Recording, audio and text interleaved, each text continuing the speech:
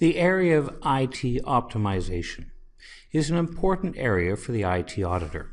The IT auditor wants to ensure performance optimization of our networks, certainly of our processing power, of our storage, and all of the systems we have in a way that will increase customer satisfaction. Now, we understand that in many cases, the customer is internal. We are supporting the business processes of our organization, and we want them to be pleased that IT is providing that support that they need to be able to conduct business. We also, however, do have external customers. If we're auditing something such as a web application or a customer-facing service, we want to make sure that also those customers find our systems easy to use, that they certainly are efficient, and will also meet their requirements. We want to seek to improve system performance. Are our systems responding quickly? Are they supporting then the features and services that certainly are required and expected by a demanding customer base of today? And at the same time, as auditors, we want to make sure that IT costs are under control. This is where we often find problems. IT may be short on money and forced to be able to do things with a minimal budget, or IT may be, in some cases, flush with a lot of money. But in either case, we often find that the money that's available has not been used effectively. The acquisition of products was maybe not the best product for what the business needed. The planning and strategy was not really looking enough long term.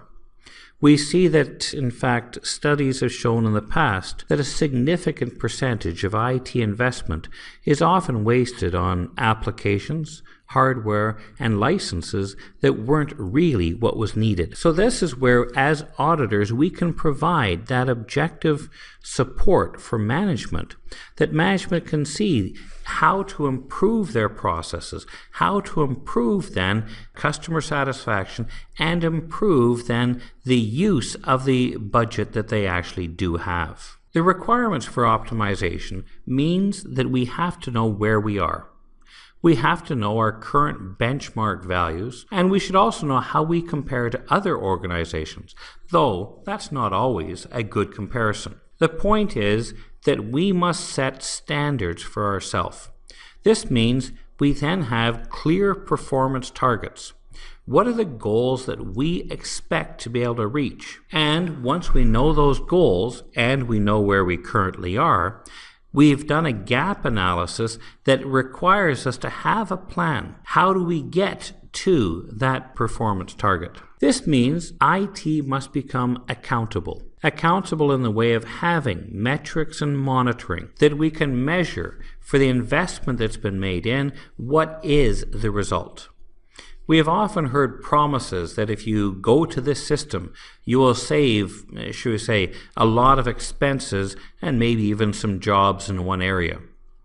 But many organizations in the cold light of morning, when they look then at the implementation of that system, find that they spent a lot of money and it did not really provide them the realization of the benefits promised. We need to get better in supporting both the IT department itself and management of having insight into what are the metrics, what are the deliverables, and through that monitoring, for example, a project that's ongoing. When I do ongoing project monitoring, I'll be able to report to management if a project is already sliding, if it looks like it's not going to meet its objectives. The earlier we can detect a possible variation from the goal, there is more likelihood we'll be able to put in place corrective measures to get the project back on track, or make sure that at least the goal is clearly adjusted according to the realistic expectations that can be provided. It is really important that IT be able to account for what they have done then with the investment dollars they have. We've seen in many cases that IT has apologized later for not having delivered what the business had anticipated. we have gotten the requirements wrong. Now, this is the sort of thing that we need to work on to be able to provide then that support for management that will not certainly continue.